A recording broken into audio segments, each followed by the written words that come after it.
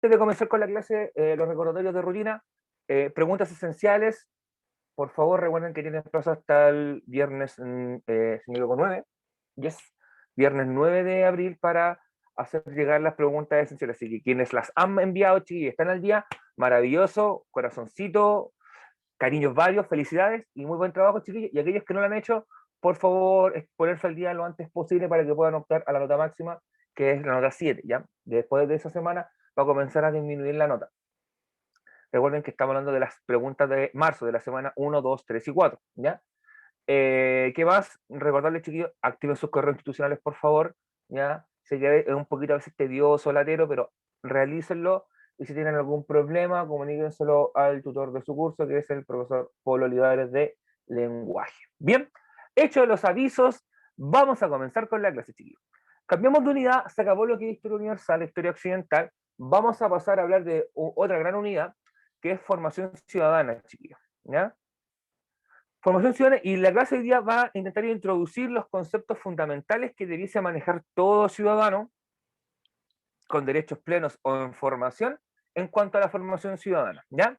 Así que son los conceptos que es base para entender la idea de formación ciudadana, lo que vamos a abordar hoy día, ¿ok? Semana 6, voy a dejar ahí para que en un minutito chiquillos puedan copiar el título, por favor, título y objetivo, no se demoren mucho para poder avanzar con la siguiente diapositiva, ¿ya? Es necesario que lo copien, chiquillos, porque esto es una síntesis de los puntos que tocábamos las dos clases anteriores que tenían que ver con globalización, ¿ya? Así que esto está visto y lo abordamos la semana pasada.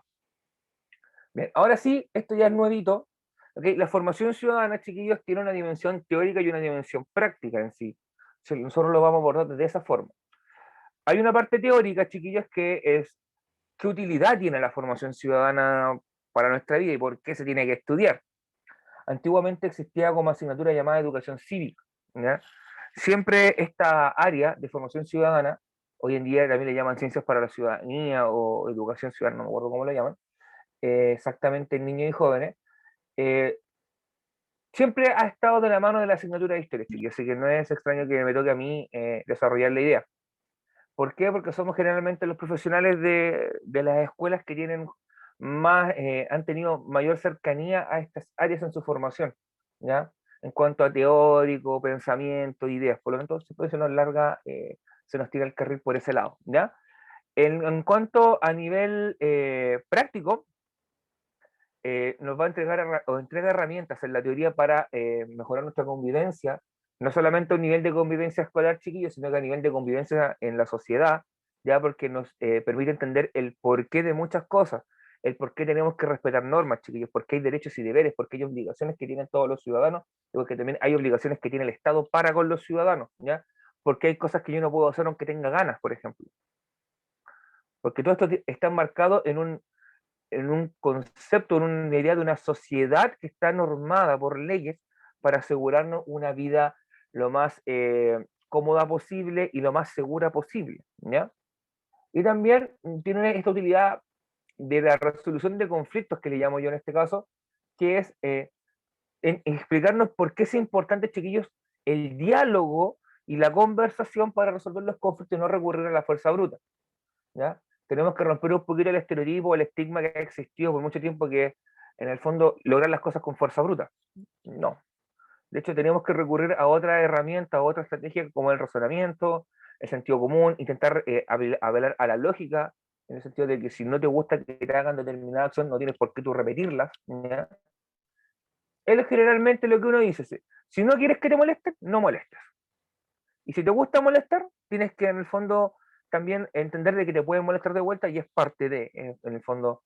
Por lo tanto, va en uno muchas veces el evitar los conflictos, ¿ya?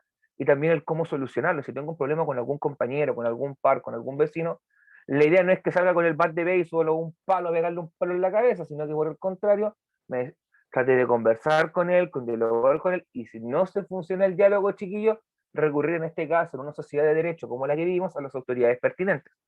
Por ejemplo, dentro de la sala de clase, si dos compañeros están discutiendo y la discusión no llega a buen puerto, pucha, recurrir al profe. Profe, ¿sabe qué? Mire, profe, se están puro gritando. El profe va a ir, o quien se encuentra ahí que pueda tener algún grado de influencia, por ejemplo, no sé, yo, el profesor de inspectoría, convivencia, quien sea, que esté ahí, que pueda ayudar a solucionar el conflicto, tiene que ayudar. Y de eso se trata, en el fondo, la convivencia y resolver conflictos. Y también hay un componente teórico que tiene que ver con aspectos más técnicos, más densos del tema, que tiene que ver con autores, con conceptos que proponen estos autores y cómo estos se aplican en la vida diaria, ¿ya? Eso es lo que vamos a ver a continuación. ¿Copiaron, chiquillos? ¿Puedo avanzar?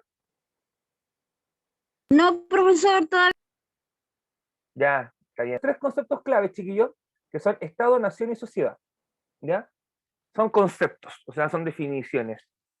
El Estado, chiquillos, es una organización, es cómo se ordena el territorio a partir de las leyes, ¿ya? Por eso se habla de una organización jurídica del territorio. Leyes. Las leyes que son normas aceptadas por la sociedad y que las consideran válidas, ¿ya? Por ejemplo, eh, establece que, por ejemplo, matar es un delito, ¿ya? Por lo tanto, eso está establecido en las leyes y se aplican en el territorio y se va a establecer un castigo o sanción proporcional al delito que yo cometa. Por ejemplo, si ustedes no lo sabían, por robar, por ejemplo, por entrar a robar palta a una parcela, puedes terminar pagando 3 años de cárcel. ¿Ya? De cárcel, de pena efectiva de cárcel, pues chiquillo. En cambio, si te robaste 500 millones de dólares de las cotizaciones de la gente, pagas con clases de ética. Cosas son las chilenas. Bien.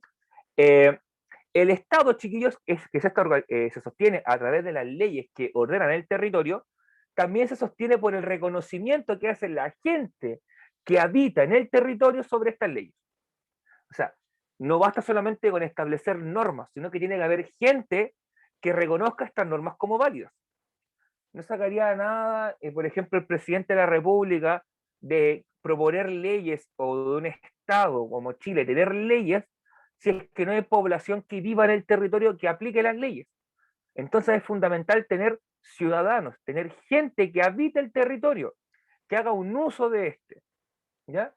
Y también dentro de los límites del Estado se va a establecer aquello que es permitido o lo que no es permitido, ¿ya? Lo que es legal o lo que es ilegal, ¿ya? Por ejemplo, en Chile es ilegal, en la teoría, chiquillos, la compra y venta de cigarrillos y alcohol por parte de menores de edad, bueno, sobre todo de compra, ¿ya? O sea, un niño de 15 años o de 14 años no puede ir al kiosco de la esquina y decirle, tío, me vendo una cajetilla de Polmol, no puede, en la teoría, ¿ya? De hecho, si tú vas a los supermercados, por ejemplo, a mí me pasa cuando yo voy al Totus de acá y quiero comprarme, por ejemplo, un pack de cerveza, como cualquier adulto normal, me bloquea la compra y tiene que venir la ejecutiva o la que está asistiendo en las cajas automáticas para habilitar la compra. Yo le pregunté por qué pasa eso. Es por el tema de la cerveza para evitar de que niños que vienen a comprar a veces solos o adolescentes puedan llevar estos productos. ¿Ya? Eso te establece que hay cosas que están permitidas y cosas que no están permitidas según determinadas situaciones, como por ser tu edad, tu nacionalidad y otros elementos. Entonces tenemos el Estado por un lado, que lo podemos resumir en que está conformado por normas, por leyes y por límites. ¿No? Eso conforma el Estado. Normas, leyes, límites. Eso en cuanto al Estado. Luego viene la nación. La nación, chiquillos, son elementos culturales, aquí repetido veces culturales, eran culturales que permiten construir un sentido de pertenencia e identidad. ¿No? Aquí hubo un pequeño error. Vamos a borrar ahí. ¿No? Ahí. ¿Ya? En el fondo, ¿qué entra acá en esta idea de nación?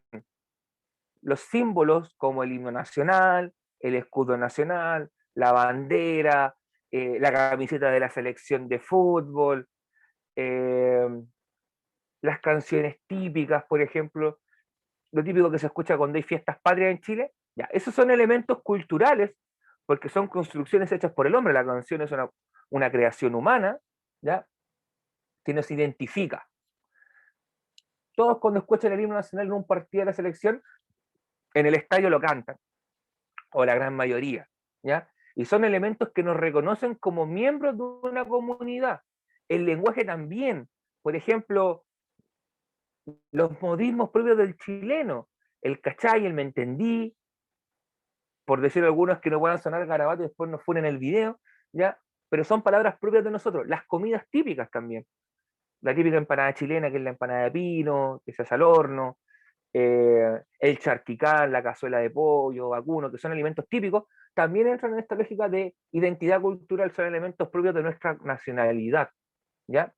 Entonces, ejemplos de nación, el himno, la bandera y el escudo, que son los tres símbolos patrios que están establecidos por la Constitución Política de Chile, ¿ya? En su artículo segundo. Y luego tenemos la idea de sociedad. La sociedad, chiquillos, es un conjunto de personas que viven en un espacio y tienen como objetivo común la búsqueda de la sobrevivencia y el bien común. Es decir, la sociedad, chiquillos, como fin último tiene el asegurar nuestra supervivencia como especie. ¿Ya? Nosotros vivimos en sociedad, no es porque quizás nos caiga bien toda la gente, sino porque hay labores que nosotros no podemos realizar y que son fundamentales. Por ejemplo, la alimentación. Necesitamos gente que se especialice en agricultura, ¿ya? Pero quizás yo no tengo idea de lo que es plantar una lechuga, cosechar poroto, lo que sea. No tengo idea. Pero sí tengo idea quizás de cómo manipular una maquinaria, por ejemplo, que es fundamental para construir viviendas, ¿ya? En el fondo, la sociedad lo que hace es especializar a la gente en determinadas actividades para asegurar el sobrevivir. Es mucho más fácil sobrevivir en grupo que sobrevivir solo, porque podemos dividir tareas, especializarnos en determinadas tareas que no son más cómodas para nosotros y en las que realmente podemos aportar, y de esa forma también la sociedad funciona de mejor manera, ¿no? Y ahí estarían esos tres conceptos que son claves: Estado, nación, sociedad. ¿Se entiende, chiquillos, la diferencia entre cada uno de ellos?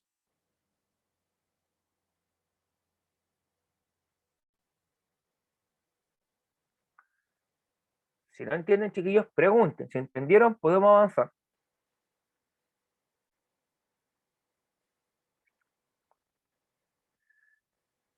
Ya, chiquillos, ¿podemos avanzar? Estoy terminando de copiar. Chiquillos, algunos ejemplos, ¿ya?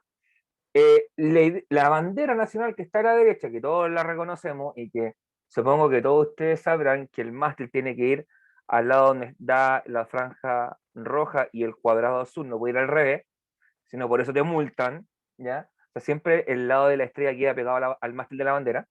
Es un símbolo.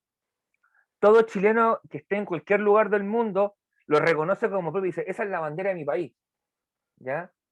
Y quizás más de alguno que sea más nacionalista, con una concepción más fanática, hasta se emociona y quiera llorar, como pasa en la selección chilena cuando juega la selección, que veas a los futbolistas casi llorando en el mundial, que están jugando el partido clave, el símbolo, ¿ya? A la izquierda, en la parte superior, está la constitución política, chiquillos. Y recuerden que la constitución es un documento escrito que establece los límites del Estado, ¿ya? Y de sus autoridades, cómo va a funcionar el territorio, cómo va a funcionar el país. Por eso es tan importante, chiquillos, el tener una constitución que sea válida y que sea, en el fondo, reconocida, aceptada por la sociedad. Y aprovechamos de tocar un poquitito lo que iba a pasar en abril, en un par de semanas más, bueno, que ahora se cambió con el cambio de la fecha de las votaciones. El tema con la constitución chilena era un tema más bien de legitimidad en su origen, ¿ya? Si ustedes se preguntan por qué querían cambiar la constitución, es por un tema de su legitimidad en el origen, porque fue eh, promulgada, propuesta y validada en dictadura militar en resultados que fueron muchas veces cuestionados porque se notaba a la legua que era trucho, ¿ya? Y querían en el fondo algo legítimo, ¿ya? Algo que no tuviese letra chica, que no tuviese segundas lecturas, que, por ejemplo, consagrara la propiedad privada por sobre derechos sociales, por ejemplo, como salud, vivienda, educación, seguridad social, ¿ya? Y eso, chiquillos, es lo que, por eso se quiso cambiar, ¿ya? Y por eso es tan importante también tener una constitución que se actualiza en los nuevos tiempos y que sea reconocida por los ciudadanos como válida. ¿Ok? Y abajo tenemos un ejemplo de un grupo de gente caminando, evidentemente antes de la pandemia del coronavirus, porque andan todos sin mascarilla y andan todos sin distanciamiento social, pero así funcionaba una sociedad, es un grupo de gente que vive en conjunto, ¿ya? Y que cada uno de ellos cumple un rol en la sociedad. Probablemente algunos son consumidores solamente, otros entregan algún servicio, serán profesores, médicos, abogados, ingenieros, arquitectos, no sé quién estará ahí, ¿ya? Y también algunos que son estudiantes o son menores de edad, que son ciudadanos que están en formación, por lo tanto no tienen plenitud de derechos políticos, pero sí están sujetos a todos los derechos sociales que existen en este país, porque supongo que ustedes saben esa diferencia, pues chiquillos, que la diferencia entre ser un menor y un mayor de edad viene principalmente asociada a los derechos y deberes que tienes. ¿Ya? Por ejemplo, un menor de edad no participa en un proceso eleccionario porque se entiende que su desarrollo cognitivo, su desarrollo intelectual todavía no está lo suficientemente preparado para tomar ese tipo de decisiones, en el fondo de quién va a gobernar el país. Y que eso se logra a los 18 años cuando tú cumples tu escolaridad. Hay en el caso de países como Estados Unidos, que la mayoría de edad se llega a los 21 años. De hecho, antes en Chile era a los 21 años, después se rebajó a los 18. Hay casos de algunos países que la mayoría de edad se llega a los 16, ¿ya? Pero por lo general acá en Chile son 18. Y eso marca diferencias. Por eso tú, por ejemplo, si eres menor de edad, no puedes ser vocal de mesa. Tampoco puedes acceder a optar a algún cargo de representación popular como ser alcalde, concejal, ministro, senador, diputado. Pero si siendo mayor de edad se abre el campo, ya, para ese ámbito. Eso tiene que ver, chiquillos, con la diferencia entre ser mayor y menor de edad. ¿Ya? Y recuerden, chiquillos, que la principal diferencia entre Estado y nación, como te lo pregunto ahí abajo, tiene que ver con que el Estado se preocupa del ordenamiento jurídico del territorio, de las normas, las leyes que van a correr en el territorio y que se van a aplicar en los ciudadanos. Y la nación, a contracara, tiene que ver con los componentes simbólicos y culturales, ¿ya? Con construir una identidad común, o sea, que en el fondo sea lo chileno. ¿Y qué es lo chileno? Aquello que nosotros reconozcamos como sociedad como propio. Desde palabras, los típicos garabatos que ocupamos en nuestra vida diaria, ¿ya? Bailes, músicas, comidas, celebraciones, etc. Ahora bien, estos chiquillos probablemente sea una de las partes más densas de la clase porque vamos a hablar un poquito de teoría, ¿ya? Y de autores. ¿Ok? Vamos a partir con Thomas Hobbes, él es inglés, de hecho él es muy viejito, es como de los años 1600. Él escribió un libro muy famoso que es fundamental para todo estudiante de ciencias políticas, de derecho y de historia, al menos conocer algunos aspectos de su obra, que es el Leviatán. El Leviatán, chiquillos, era un monstruo mitológico, ¿ya? Que era gigantesco. Lo que plantea en este caso Hobbes es que el Leviatán son... está conformado por los ciudadanos, que este monstruo gigante es el Estado, ¿ya? Y dentro de esta idea, él plantea dos elementos que para mí son interesantes de tocar y fundamentales. El primero es el derecho a rebelión, ¿ya?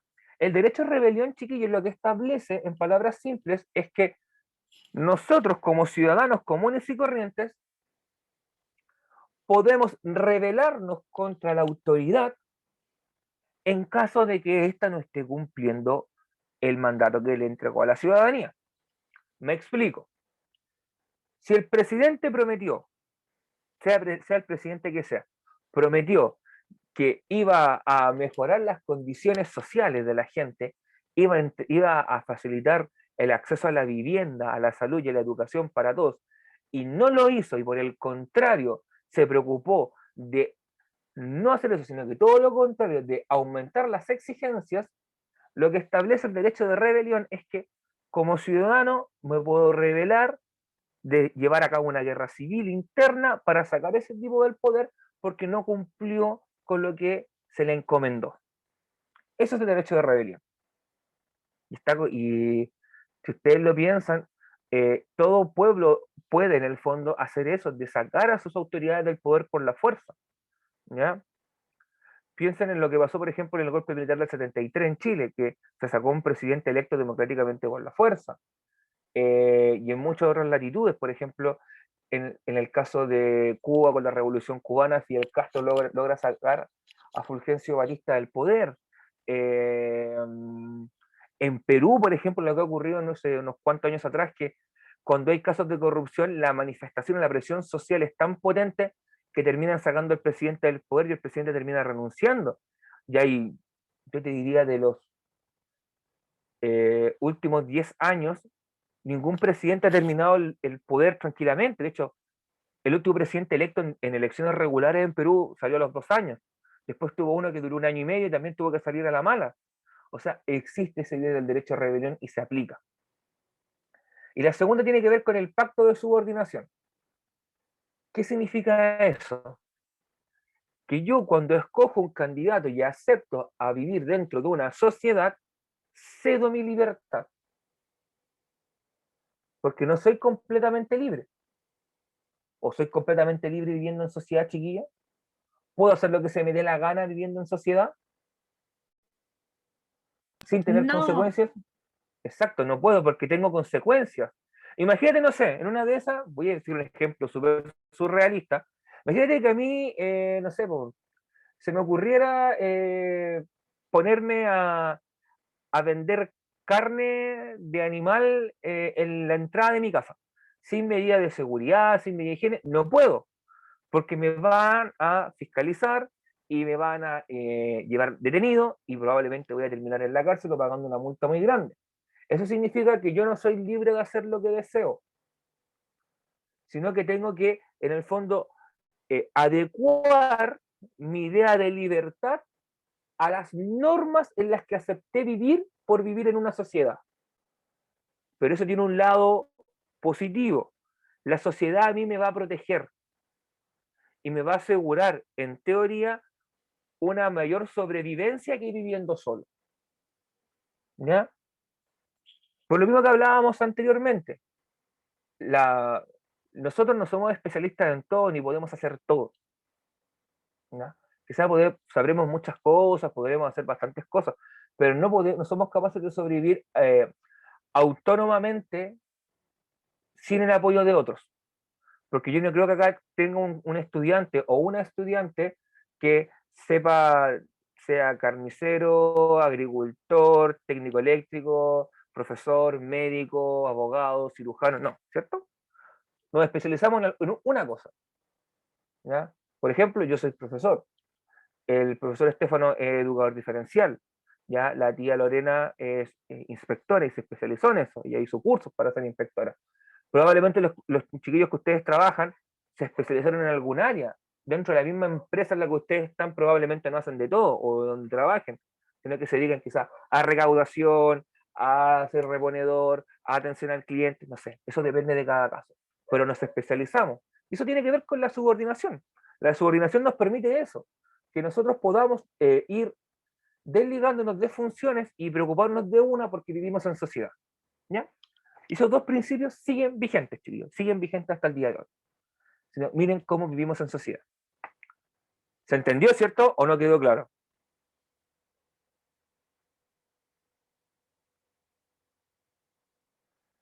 Clarito como el agua, profe. Chiquillos, aprovechen de preguntar que esta parte es un poquito más densa, ¿ya? Porque son autores, teorías, cosas que muchas veces ustedes no las han vivido, pero no saben cómo se llaman. Bien, el segundo autor también es inglés, él se llama John Locke. John Locke escribió una serie de ensayos sobre el gobierno civil, y así se llama su obra.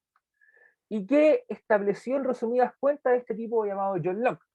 Él decía que habían derechos fundamentales que el Estado debía proteger. El derecho a la vida de las personas, a vivir, ¿ya? Y aquí no hablo de la vida que está por nacer, sino que hablo de la vida en general, ¿ya? En esta época no existía esa discusión que hoy en día existe con el tema de la interrupción del embarazo. El derecho a la vida, en el fondo, a vivir tranquilo, a vivir seguro. El derecho a tener una propiedad, ¿ya? Tener una casita, en este caso tener o una parcela si vivo en el campo, tener mis cosas, ¿ya? Y que sean mías y tener la seguridad de que nadie va a entrar a robarme lo que yo tengo en mi casa. ¿Ok? Y también está la defensa de todo lo anterior, ¿ya? De los elementos que nombramos, entre otros aspectos relevantes. ¿Ya? En el fondo son bases de los derechos que hoy en día tenemos como ciudadanos. De hecho, el Estado tiene que asegurar nuestra sobrevivencia, por eso existen servicios de salud que nos atienden cuando estamos enfermos, en teoría.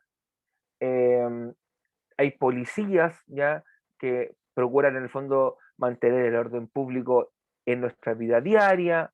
En caso de que si entren a robar a mi casa, no tengo que salir yo con la escopeta persiguiendo a un delincuente y pegarle un tiro, sino que tengo que llamar a la policía sabe que me entraron a robar, quiere robar, y todo el jaleo y el tejemaneje. Chiquillos, todo esto lo hablamos desde la teoría, ¿ya? Si la vida real, en la práctica, no funciona de esa forma, lo siento, chiquillos, pero, y sé que pasa, y muchas veces no funciona así. ¿Ya? Pero está esa idea de la protección de derechos fundamentales. El tercero es Jean Rousseau, o Jean-Jacques Rousseau, él es francés, y él escribe un libro que se llamó El contrato social o el pacto social, ¿ya? La idea fundamental que plantea Rousseau en este libro es la idea del buen salvaje. ¿Cómo es eso, profe, el buen salvaje? Rousseau, en palabras simples, dice, el hombre es bueno por naturaleza hasta que la sociedad lo corrompe. En el fondo, todos nacemos bonitos, todos nacemos, en el fondo, nacemos sin la corrupción que te puede entregar la sociedad, entendiendo que los seres humanos tendemos a ser imperfectos y a cometer equivocaciones y a tentarnos con, no sé, por ejemplo, con la riqueza, con obtener recursos, con obtener poder. Cuando somos niñitos y como no entendemos de lo que pasa en el mundo, no estamos infectados o contaminados por eso que pasa en el mundo. Y es por eso que somos buenos por naturaleza. Cuando nosotros entramos en contacto con la sociedad y comenzamos a vivir en sociedad y a darnos cuenta de lo que ocurre a nuestro alrededor, comenzamos a tender a caer en estas conductas no apropiadas, ¿ya? Por ejemplo, aprovecharme de mi situación de poder para obtener beneficios económicos, eh, cobrar de más, ¿ya? Si puedo joderme a la gente, jodérmela con el fin de obtener mayor beneficio, de hacer mal uso del poder que se me entregó, o si estoy en una situación de poder por ser un jefe, por ejemplo, ¿ya? ¿Y eso cómo se soluciona? Con el contrato social o con el pacto social al que llegan todos los ciudadanos que quieren vivir en sociedad, ¿ya? Y en el fondo, ¿qué ocurre en el pacto social? Es que nosotros como personas individuales aceptamos vivir en sociedad, pero al aceptar vivir en sociedad, eh, renunciamos a nuestras libertades individuales, al no poder hacer lo que queremos, pero sí, en el fondo, asegurarnos el sobrevivir, ¿ya? Y de esta idea surgen otras que son también importantes, como que el poder reside en el pueblo. O sea, el poder de un Estado no está en el rey, no está en el presidente, sino que está en la gente que lo eligió. Porque en el fondo, si esa persona llegó al poder, fue porque nosotros como ciudadanos decidimos que él llegara al poder. Así como decidimos que llegara, podemos decidir que se vaya, ¿no? Y por lo tanto surge otra idea, que el poder es temporal, o sea, el poder no es permanente. No significa que yo vaya a estar ser toda mi vida presidente, sino que va a haber un lapso de tiempo definido en el cual yo voy a tener un poder extra porque la gente así lo decidió, ¿ya? Y en el fondo es bastante similar a esta idea de cuando nosotros escogemos cargos de elección popular como alcalde, presidente, ¿ya? Que les entregamos un poder extra, pero este poder tiene fecha de vencimiento, que son 4 años, ¿ya? Que pueden, en el caso del alcalde, optar una reelección, en el caso de los presidentes también, pero no consecutiva. ¿Ya? En el fondo, todo está bien delimitado temporalmente para evitar que el poder se perpetúe en una persona. Por último, tenemos la idea de, chiquillos, Charles de Montesquieu, que también es francés. Él escribió un libro muy famoso llamado El espíritu de las leyes, de los 1700 más o menos, y lo que él establece en su libro y su idea más relevante es la teoría de los contrapesos, ¿ya? Contrapesos, piensan en una balanza. Cuando una balanza se inclina mucho hacia un lado porque le puse peso, yo tengo que buscar un contrapeso para que logre el equilibrio, ¿cierto? Es el mismo principio. ¿Qué es lo que establece esta idea de la teoría de los contrapesos? Que el poder, chiquillos, el poder no puede estar concentrado en una sola persona o en un grupo muy pequeñito, sino que tiene que ser capaz de dividirse. Es por eso que surge la idea de los poderes del Estado. Estos poderes del Estado que en Chile son ejecutivo, legislativo, judicial. Bueno, la idea de esa división del poder viene de este tipo, de Charles Montesquieu. ¿Por qué? Porque él dice que en el fondo concentrar el poder corrompe a la persona y le nubla el juicio y hace que no tome las mejores decisiones. Eso significa que voy a gobernar en mi beneficio personal y no por el bien común de la gente. Y para evitar eso, se divide el poder y además plantea que existen formas de gobierno, donde la forma de gobierno para Montesquieu más adecuada, ya la óptima, es la forma republicana. ¿Por qué? ¿Por qué? Porque en la forma de gobierno republicana se asegura que el poder no se concentre en solamente una persona, que este poder vaya rotando en el tiempo y le entrega la potestad o el poder de tomar decisiones al pueblo, a la ciudadanía. Y eso es lo clave, chiquillos, que debe tener todo sistema político actual. Todo lo que hemos hablado hasta ahora, todos los autores que hemos nombrado, todo esto que está en la diapositiva número 6, chiquillos, son base, son el fundamento, el cimiento, donde en el cual, perdón, se construyen todos los estados occidentales. O sea, todos los países del mundo y de Occidente, sobre todo, están construidos en base a los principios que plantearon estos autores. ¿Ya? Y eso, chiquillos, es lo más importante con lo que se tienen que quedar de esta diapositiva.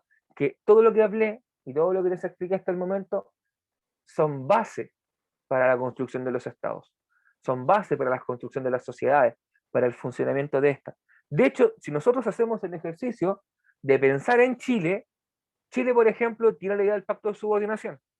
Nosotros como ciudadanos escogemos al presidente. Tiene también la oportunidad del derecho de rebelión, la tiene. Han ocurrido múltiples golpes de Estado en Chile. Los más famosos del 73, el del 1891, hubieron guerras civiles en 1851 y 1859. Hay una época de la historia de Chile entre 1932 y 33 que se llama la anarquía, donde hubieron 10, 15 gobiernos que duraron muy poco tiempo, ¿ya? Esa idea está presente en nuestra historia republicana y en la conformación del Estado chileno. La idea de los derechos fundamentales están, el derecho a la vida, el derecho a la propiedad, las libertades individuales, todo eso está presente en la Constitución y en el sistema político actual. La idea del pacto social también está, esta idea de que el poder viene del pueblo y que los poderes son temporales, no son de por vida, no son vitalicios, ¿ya? Y lo mismo ocurre con la idea de los contrapesos, de estos tres poderes del Estado. Todo está vigente en la actualidad en Chile y por eso es tan importante que ustedes al menos los conozcan, ¿ya? Y entiendan en forma muy simplificada cómo funcionan, ¿ya? ¿Copiaron, chiquillos, o les falta todavía? Aquí tenemos, chiquillos, un par de imágenes que nos sirven para caracterizar lo que hemos estado hablando. ¿Ya? La imagen que está a la izquierda, en la parte superior, esta que está acá, te muestra en el fondo esta idea de que el poder lo tiene la gente. Fíjense en el dibujo de cómo el político está en una tabla que está al borde del precipicio y lo que lo mantiene es que la gente lo está manteniendo. Porque si la gente se comienza a ir, como se está yendo acá fulanito, y se comienza a ir el resto, el tipo se cae al precipicio. Pierde en el fondo todo sustento su poder, ¿ya? Porque el poder viene de la gente y cuando la gente no lo legitima, no lo reconoce, las cosas no andan bien. Piensen en el estallido social del 2019, ¿ya? Para recurrir a un tema un poquito más actual, más de actualidad. ¿Por qué pasó lo que pasó? Porque la gente no reconocía a la autoridad política como válida, como un intermediario válido, no le creían lo que les decía, y no le creían con razón. Recuerdan declaraciones como, las flores están más baratas, regale flores, o si quiere pagar menos, levántese más temprano, o la gente va a los consultorios de población a hacer vida social, ¿ya? O sea, eso evidentemente que genera un rencor en la gente y no los reconoce como válidos, no los reconoce como representantes que digamos, oye, ese tipo realmente representa lo que yo pienso, ¿ya?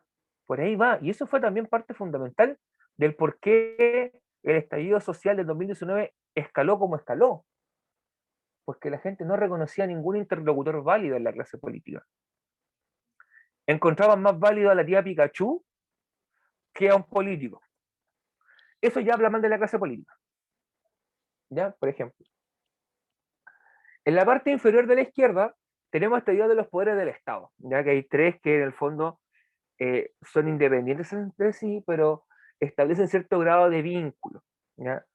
Pero funcionan en forma independiente y autónoma, que son el poder ejecutivo, el poder legislativo y el poder judicial. El Ejecutivo se preocupa de la administración del país, el Legislativo de crear, aprobar leyes, además de fiscalizar al Ejecutivo, y el Poder Judicial se preocupa de impartir la justicia. En palabras simples. Eso lo veremos más en detalle cuando hablemos de poderes del Estado, en un par de semanitas más. Y a la derecha... No, el Poder ¿Sí? Judicial no. Ya, chiquillos, tranquilos, si vamos a hablar de la teoría, ya, no, tranquilo.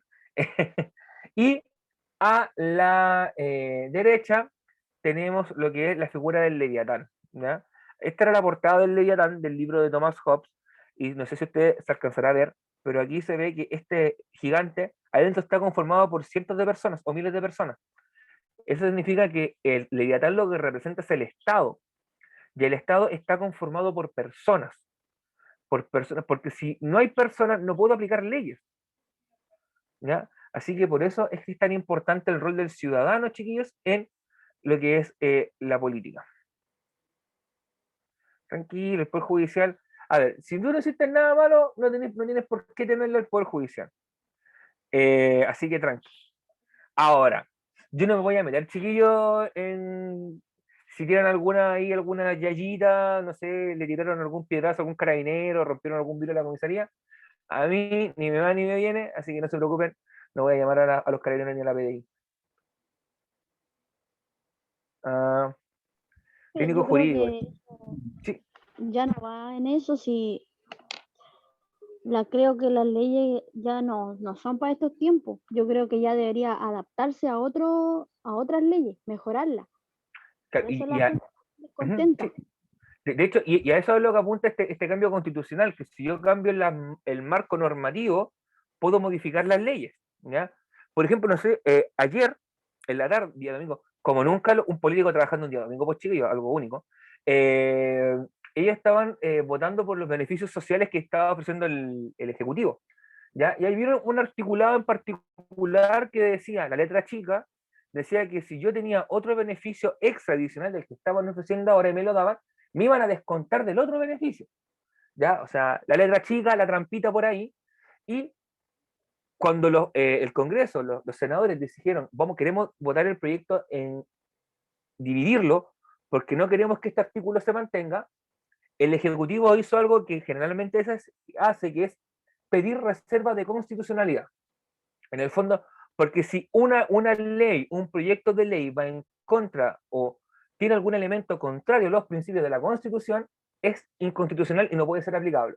Y ahí va lo que tú proponías o lo que tú estabas diciendo, Adriana, ¿cierto? Lo que tú estabas diciendo. Y eso es a lo que apunta el cambio constitucional actual, de querer construir una nueva constitución, que evite todo eso, que no ponga esas trampas o que no ponga esa letra chica, que en el fondo impide que la gente pueda acceder a los beneficios, ¿ya?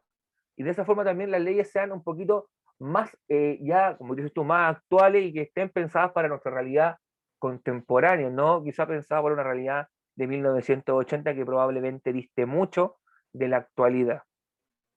Excelente comentario, chiquilla. Vamos a ver aquí dice el chatcito. No tengo duda en el pues. Ya. Ok. Ya, chiquillos. Vamos a avanzar entonces. Ya. Aquí vamos a entrar a otra teoría. Esta es la forma más fácil y básica que se conoce de dividir las formas de gobierno que existen. Esta teoría la propuso un filósofo griego hace mucho tiempo atrás, en el siglo IV a.C., llamado Aristóteles, ¿ya?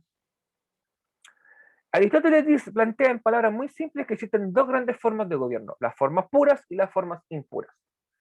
Las formas puras son aquellas que apuntan a la consecución del bien común para la gente. En el fondo, el gobernante o los gobernantes van a buscar que la sociedad mejore, ¿ya?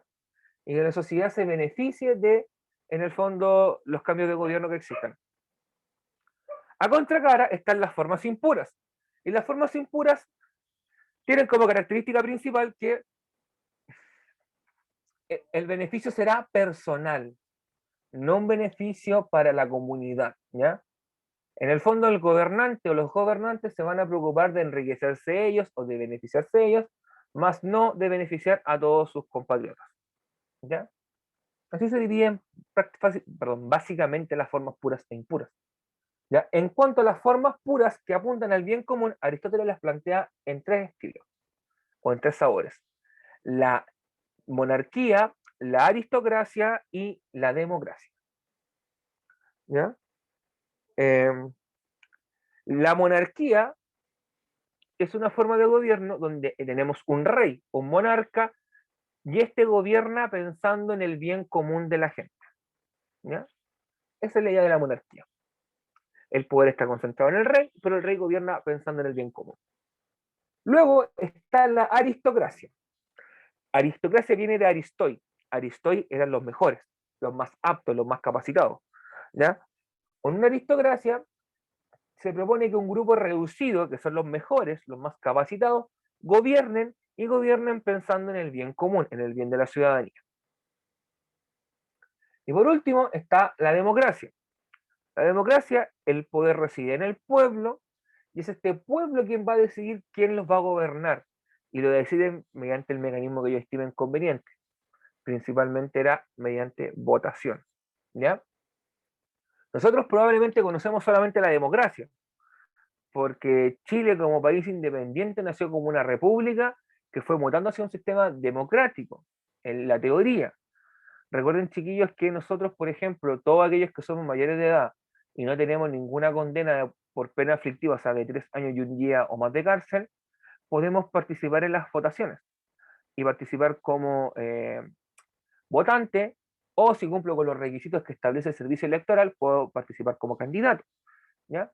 Pero siempre siendo mayor de edad y no hago distinción si soy hombre o mujer. Los requisitos: ser chileno, cumplir con el requisito de edad, generalmente te piden cuarto medio cumplido desde alcalde hacia arriba, incluso para ser concejal te piden octavo año básico, más no, y no tener condenas por pena aflictiva, o sea, no tener los papeles sucios. Eso es lo que te piden, ¿ya? Y nosotros por lo general estamos acostumbrados a ese sistema. Cada 4 o 6 años, dependiendo cada momento de la historia de Chile, participábamos en las votaciones, ¿ya? Y en cuanto a las formas impuras, la tiranía es una degeneración o deformación de la monarquía donde el rey gobierna para beneficio personal, ¿ya? En el caso de la oligarquía es la degeneración de la aristocracia, donde un grupo pequeño gobierna para su beneficio personal. De hecho, hay una época en la historia de Chile, en la época del parlamentarismo, que la estudiaremos durante ya la segunda parte del año, donde hablábamos de un gobierno de carácter oligárquico, porque era un grupo chiquitito que utilizaba el poder para su beneficio personal, ¿ya? Y la última es la demagogia.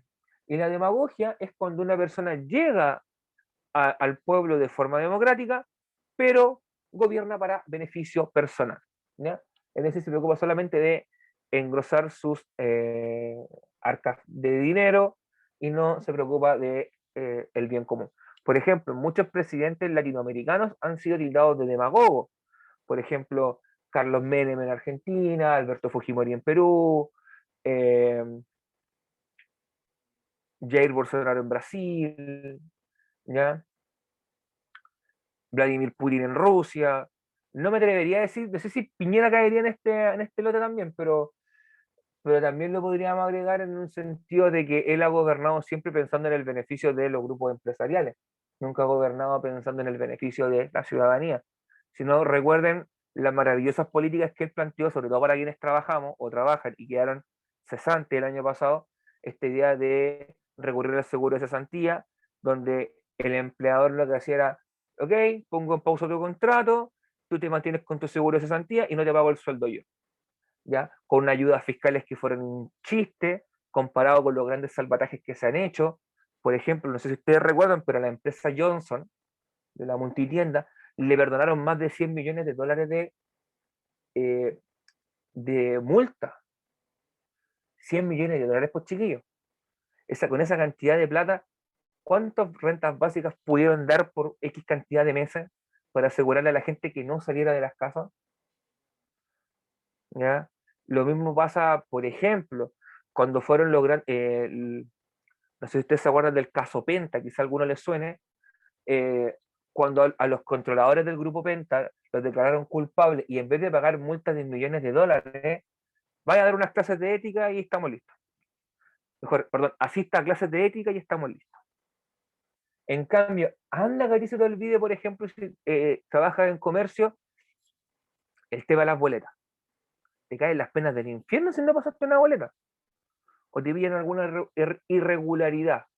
Porque el servicio de impuestos internos, ahí es implacable, pues chiquillos. O sea, si te tiene que desangrar, te desangra hasta el último peso. Pero a un empresario, no, perdonémosle la deuda, no, tranquilo. A una pobre víctima, se le olvidó. Fue un error. Dile eso, a ver qué te va a decir el servicio de impuestos internos. ¿Ya? Eso pasa aquí en Chile. Por eso te digo, todo esto pasa en Chile, chiquillos. De hecho, prácticamente toda Latinoamérica. Toda Latinoamérica tiene el problema de la demagogia, de gobernantes populistas que se enriquecen a costa de el dolor y el sufrimiento y el hambre de su gente. No solamente, bueno, Hugo Chávez, Nicolás Maduro, Evo Morales, Vladimir Menem,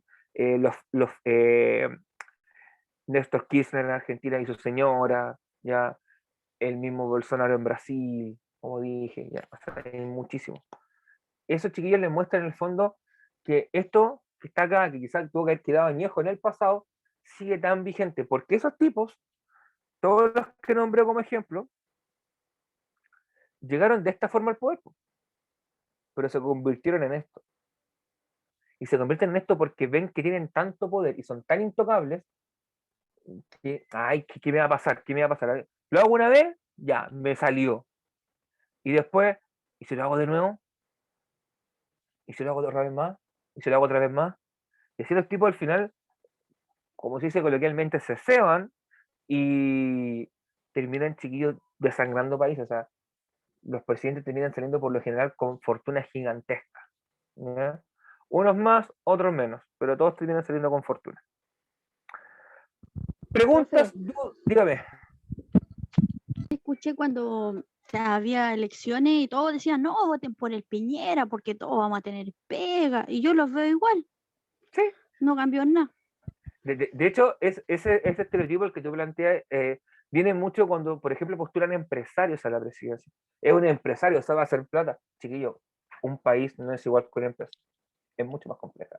¿Ya? De hecho, por eso pasa que son presidentes que en cifras grandes, aquí vamos a mostrar que son un poquito más técnicos, pero quizás es bueno explicar esto para que ustedes tengan cierta claridad en el temita. Hay cifras que son cifras generales del país, lo que se llaman cifras macroeconómicas en economía grande, ¿ya? Que en Chile apuntan que Chile tuviese una renta per cápita de $20.000 aproximadamente. Si yo saco que son, el dólar está a 700 pesos, $1.000 son 700 lucas, 10.000 son 7, o sea, en promedio, escuchen eso, pero cachen esto, en promedio, un trabajador chileno, tomando la per cápita, las cifras macroeconómicas, un chileno promedio gana 14 millones y medio de pesos al año. Eso significa, si yo lo desgloso en 12 meses, tendría que ganar en promedio como un poquito más de 1 millón al mes. Mi pregunta es, ¿cuánto porcentaje de la población chilena gana más de 1 millón al mes? En el fondo, eso es lo que logran muchas veces los gobiernos de empresarios, que las cifras grandes se vean bien, pero en el detalle flaquea. Porque hay gente que gana, no sé, 50, 80 millones de pesos al mes, y hay gente que gana 300 lucas. No sé si les dije, pero prácticamente la mitad de la población chilena gana menos de 400 lucas. De la población económicamente activa de Chile, en promedio, gana menos de 400.000 pesos. Y para vivir necesita aproximadamente 600 lucas. Una familia chica de 3 personas. O para tener arriendo, cuentas básicas y mandar al chiquillo a colegio público. Para que se hagan una idea. Bien. Como estamos en la hora, yo creo, chiquillos, que vamos a mostrar esto. Vamos a dejar introducida la próxima diapositiva y terminaría, ¿ya? Por honor al tiempo. ¿Ok? En un sistema democrático, como muestra la imagen de la izquierda, todos tienen la misma oportunidad, o sea, todos valen lo mismo. Cada ciudadano equivale a un voto y cada voto no va a valer más porque soy profesor, porque soy médico, o va a valer menos porque no terminé mi enseñanza media, o porque trabajo quizá como recolector de basura, por ejemplo. O sea, no hay esa diferencia. Un gobierno de carácter monárquico, como te muestra la imagen de la derecha arriba, esa corona y ese cetro, probablemente esta sea la corona británica, casi seguro que es la corona imperial británica, por el tipo de corona. Ellos funcionan a través de familias dinásticas. En el fondo, la familia hereda el poder de padre a hijo, a nieto y así van sucesivamente. ¿Ya? Y de esa forma funcionan. Hoy en día las monarquías no son como antes, no hay una monarquía absoluta. Bueno, hay algunos países sí. Tailandia, por ejemplo, tiene un carácter más absoluto, o Brunei, en Asia. Pero, por ejemplo, las occidentales como como Gran Bretaña, España, los Países Bajos, Bélgica, Noruega, Suecia, funcionan con un carácter más bien parlamentario, donde en el fondo hay un contrapeso a la autoridad del rey. El rey tiene sus funciones recortadas, pero aún así sigue siendo heredado, ¿ya? De padres a hijos. Y en una tiranía, chiquillos, el gobernante tiene poderes amplios y los utiliza para su beneficio personal, como ven acá a ustedes, al que coloquialmente le decimos el tata, ¿ya? O el innombrable, no sé cómo le quieren decir, chiquillos, no me voy a... Eso no debería existir, claro. Pero en el fondo, en el caso de las monarquías, yo creo que tú te refieres, Adriana, las monarquías existen por un carácter simbólico, más que nada por un recuerdo de la tradición. Recuerda que son países que tienen historias mucho más como entidades nacionales, como Estado-nación, tienen existencias mucho más largas que las nuestras. Y es por eso que todavía las mantienen, pero no tienen ya poder de decisión, ¿ok? No tienen poder de decisión en la vida política, sino que tienen más bien un elemento simbólico, cultural, del legado del pasado y cosas por el estilo. Pero, por ejemplo, el rey de España no tiene por qué incidir en la política interna del país, por ejemplo. Pero sí cumple un rol quizás de embajador, de hacer de un vínculo entre países. ¿Ya? Y en cuanto a la tiranía, ¿ya? El gobernante tiene poderes amplios y los utiliza para su beneficio personal. Como ahí ustedes ven al innombrable, para muchos. ¿Ya? No vamos a entrar en detalles sobre él, chiquillos, no quiero polémica en el chat, ni tampoco quiero armar polémica yo. Profe, consulta. ¿Ya? ¿Qué sería el Con caso todo- de Corea del Norte?